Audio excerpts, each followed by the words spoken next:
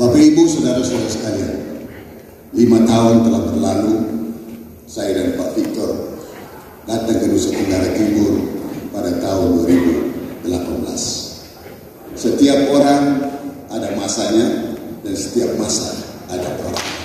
Saya tahu memang tidak gampang bekerja di bawah kepemimpinan saya menyadari itu, berat pasti. Tidak ada manusia yang tidak pernah salah. Salah manusia yang dia tidak pernah salah. Itulah manusia. Memang harus ada salah. Kalau dia tidak salah bukan manusia. Sebelum Tuhan memanggil saya melihat Nusa Tenggara Timur adalah salah satu provinsi yang sangat hebat, sangat kaya. Untuk itu saya mohon dengan sangat secara pribadi saya dan istri memohon dukungan dan juga kerjasama, dan kita oleh telah berdoa sambil bekerja sehingga apa yang kita kerjakan berkati oleh Tuhan Yang Maha Esa.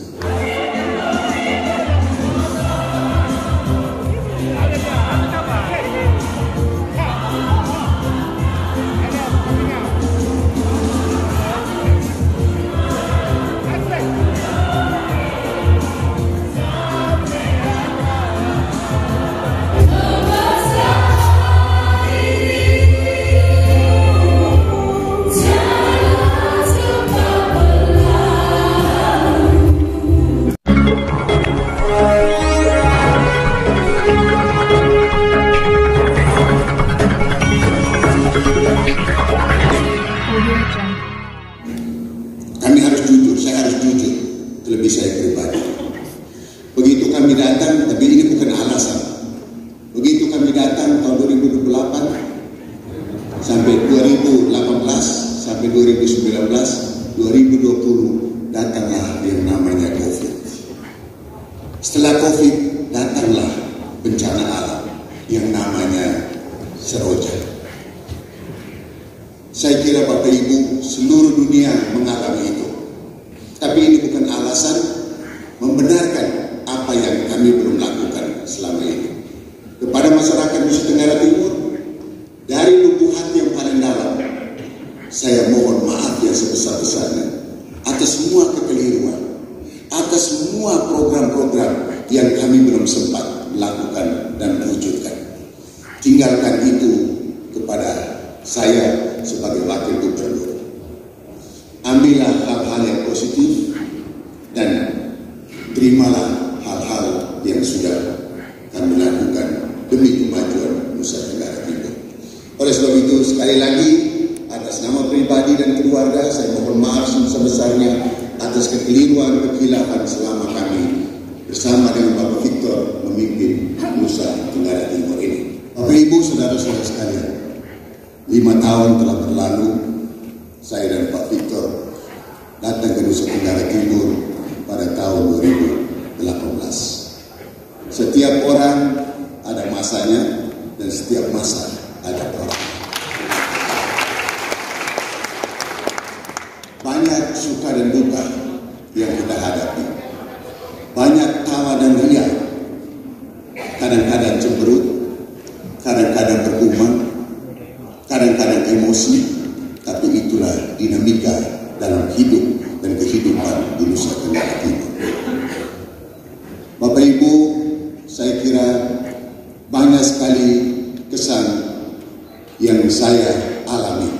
Sebentar nanti Bapak Gubernur 2018-2023 akan berpidato. Jadi saya hanya berpidato atas nama saya sendiri.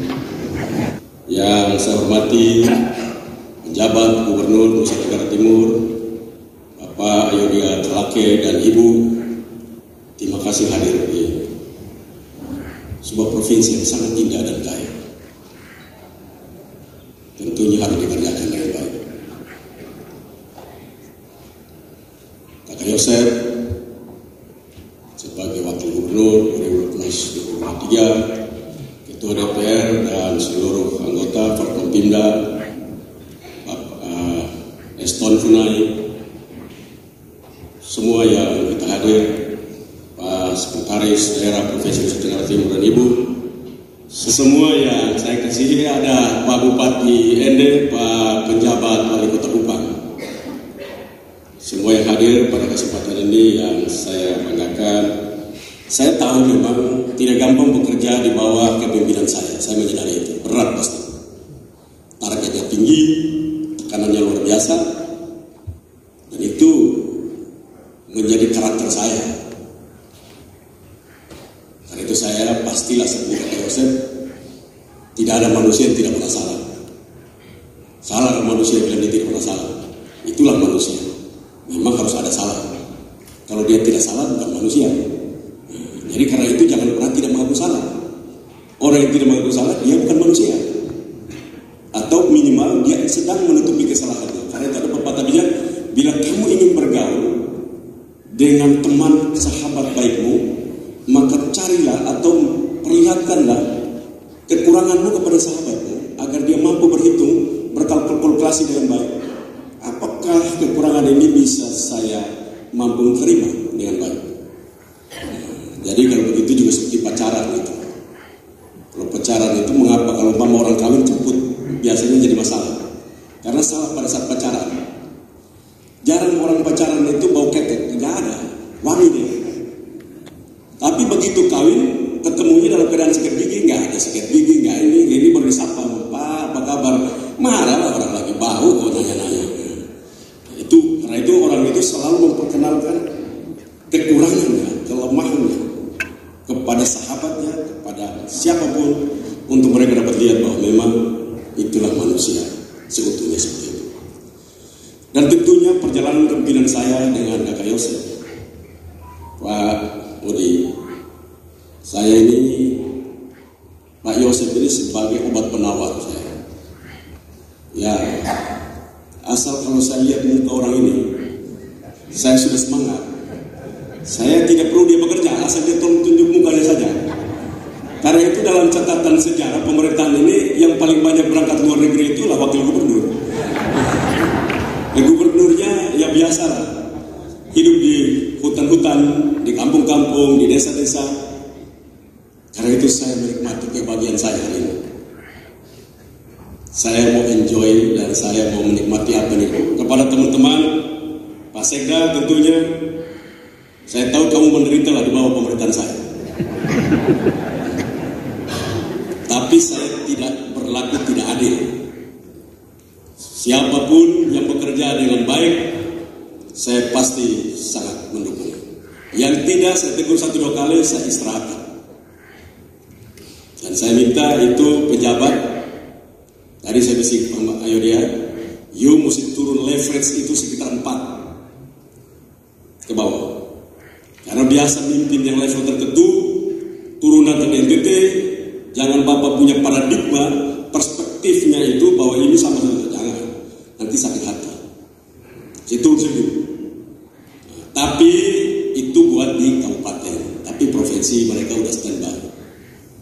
Mereka standby. Karena itu saya titip kolaborasi dilakukan. Provinsi hebat, cuma kerjanya tinduk sendiri-sendiri. Selalu sendiri-sendiri. Orang yang kerja sendiri itu tidak pernah menghasilkan apa-apa. Tidak pernah menghasilkan. Karena itu kolaborasi itu penting. Dan sangat kolaborasi, syaratnya orang harus punya pengetahuan. Tidak mungkin orang tidak punya pengetahuan bisa berkolaborasi, tidak mungkin. Dan dia terpanggil untuk mengerjakan, ada cinta di dalam dirinya. Dan dia punya keberanian mengeksekusi itu. Itu syarat itu.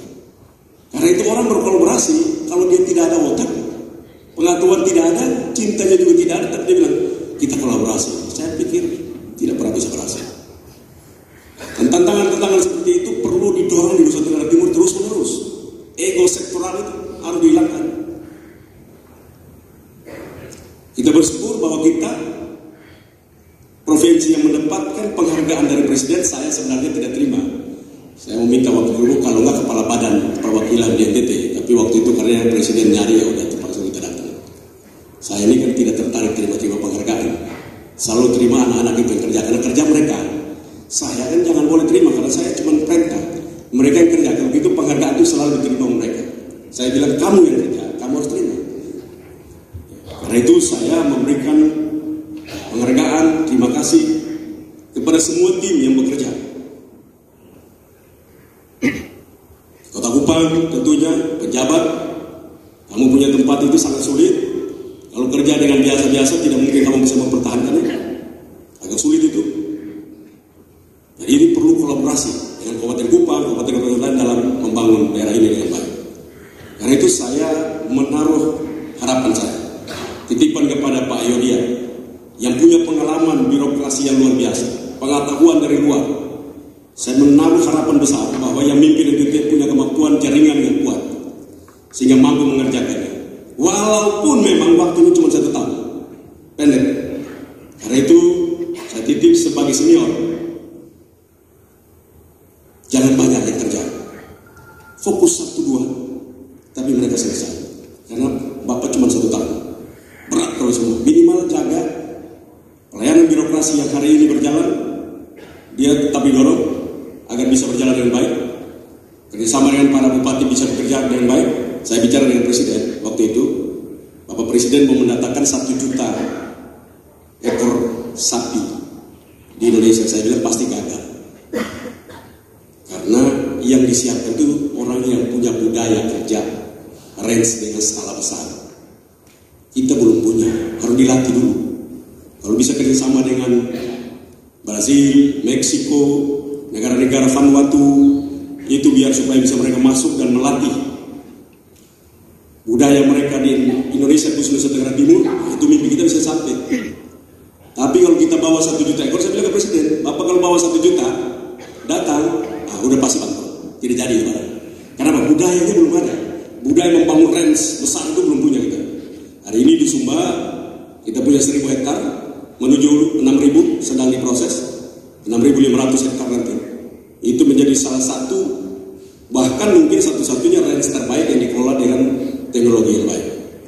Ini terus kita kerjakan. Tantangan kita tentunya pada sumber daya manusia, harus dilakukan terus-menerus. Saya bicara kemarin dengan Menteri KKP untuk bagaimana mendorong perikanan kita, budidaya kita berjalan dengan baik. Lobster yang kemarin ada di Mulut Seribu titip itu dijaga untuk bisa ke depan itu menjadi suplai lobster di Indonesia dengan baik. Saya yakin itu harus dikerjakan dengan baik terus, dia akan menjadi besar.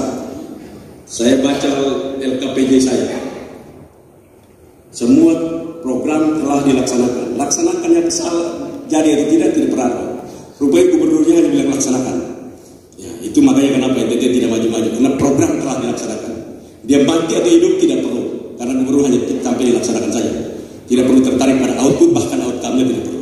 Nah, ini perspektif dan paradigma yang perlu kita rubah ke depan. Pelayanan publik itu harus menunjukkan output dan outcome.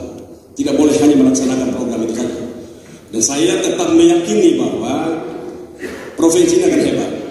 Akan ada masih tunggak untuk pulau ini, Pak Penjabat.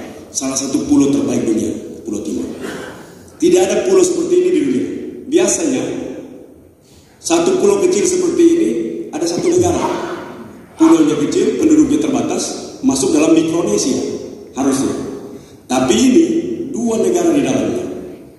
Ada negara Demokratik Timor Leste dan ada negara Republik Indonesia yang di dalamnya ada Nusa Tenggara Timur.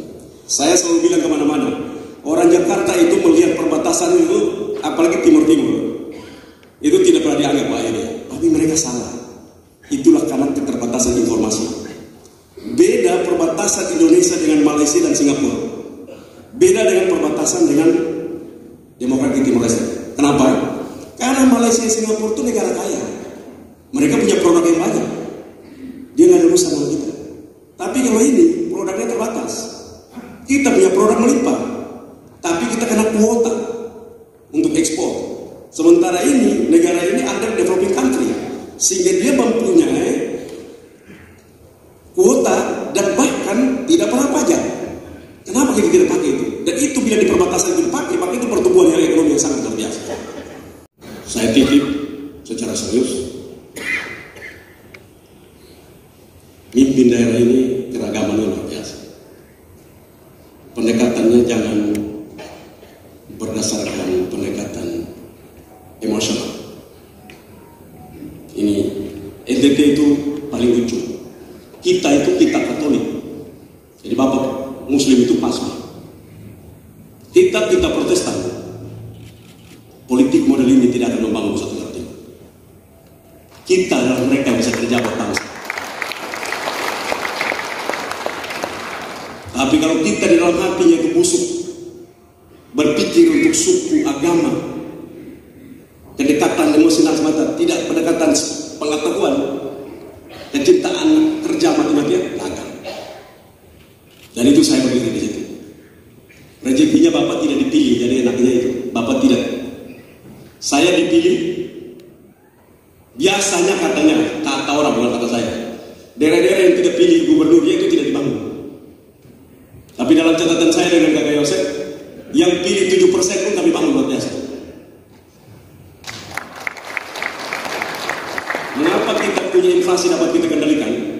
Karena kita pinjam 1 triliun lebih untuk bangun infrastruktur, sehingga kita punya akses itu bisa cepat kemana-mana, menurunkan kita.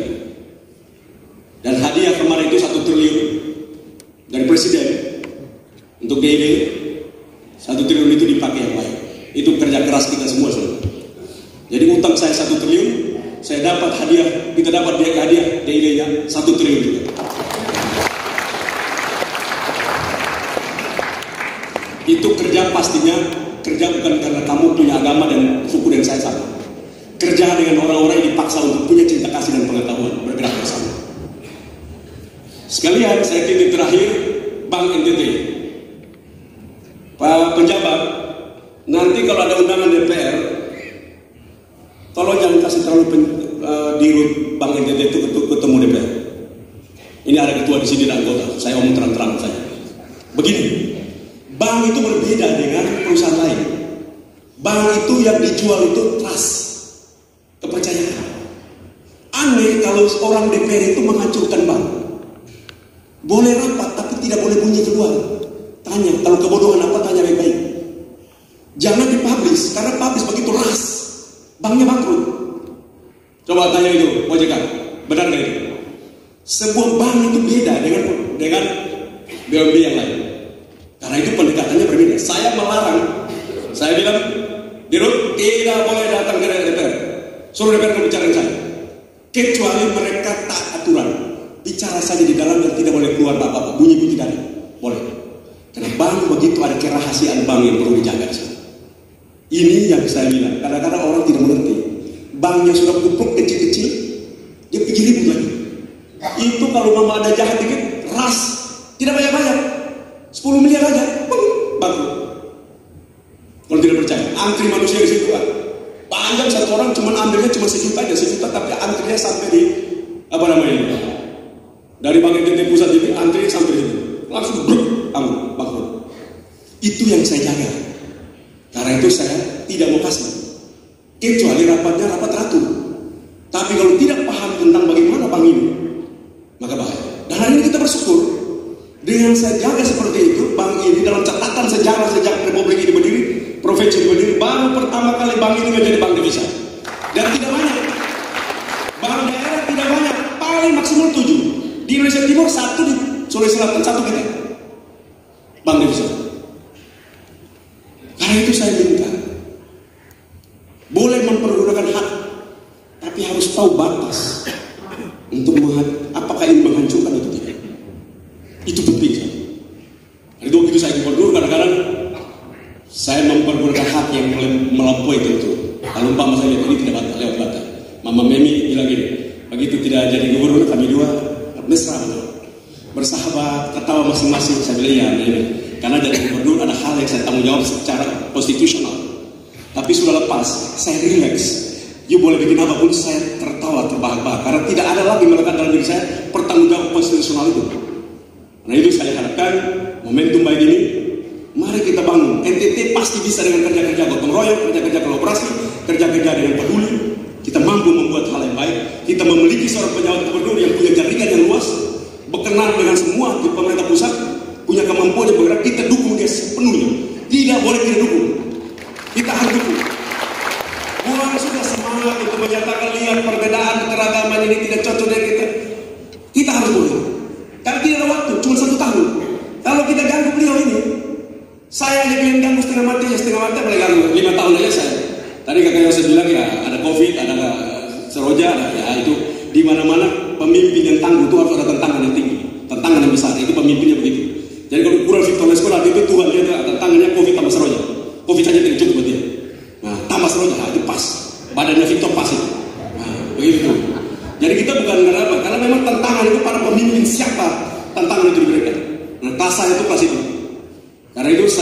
harapkan kekuatan Nusa Tenggara Timur bergabung bersama, dukung pejabat kita cuma 1 tahun ini, sehingga kita tidak turun kembali, kita tetap terjaga.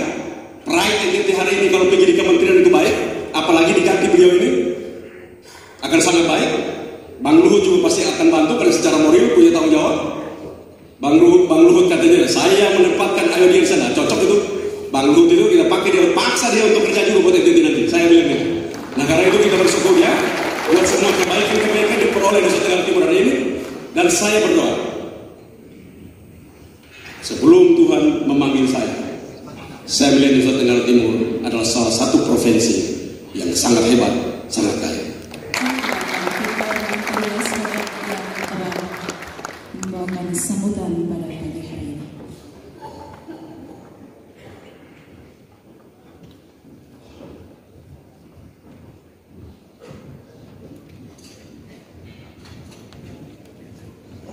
Sambutan penjabat Gubernur Nusa Tenggara Timur kepada Bapak Ayodhya GR